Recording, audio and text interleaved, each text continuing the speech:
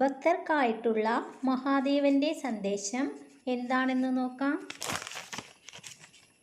പ്രിയ ഭക്തരെ, നാം ഈ പ്രപഞ്ചത്തിൻ്റെ സൃഷ്ടാവാണ്. നിങ്ങളെല്ലാം നമ്മുടെ സന്താനങ്ങളും.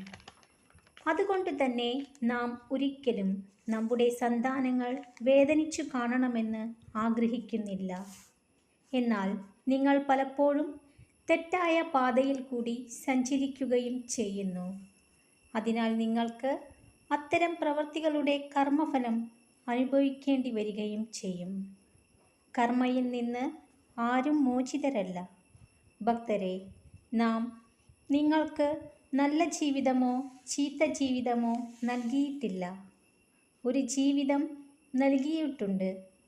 അത് നല്ലതാക്കണോ ചീത്തയാക്കണോ എന്ന് തീരുമാനിക്കേണ്ടത് നിങ്ങൾ തന്നെയാണ്. നിങ്ങളെപ്പോഴും മറ്റുള്ളവരുടെ തെറ്റുകളിൽ നിന്ന് പാഠങ്ങൾ പഠിക്കുക.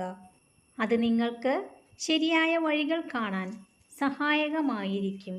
പലപ്പോഴും പ്രതികൂല സാഹചര്യങ്ങളാണ് മനുഷ്യർക്ക് ജീവിത പാഠങ്ങൾ പകർന്നു നൽകുന്നത്. നിങ്ങളെ വേദനിപ്പിച്ചവർക്ക് മറുപടി കൊടുക്കേണ്ട ആവശ്യമില്ല. അവർക്കുള്ള മറുപടി കാലം കരുതി വച്ചിട്ടുണ്ടാകും. അത് കാണാൻ നിങ്ങൾ ക്ഷമയോടെ കാത്തിരുന്നാൽ മാത്രം മതി. ഭക്തരെ, എപ്പോഴും സന്തോഷമായിട്ടിരിക്കുക. നമ്മുടെ അനുഗ്രഹം എപ്പോഴും നിങ്ങളിൽ ഉണ്ടാകുന്നതായിരിക്കും. ഓം നമഃ ശിവായ.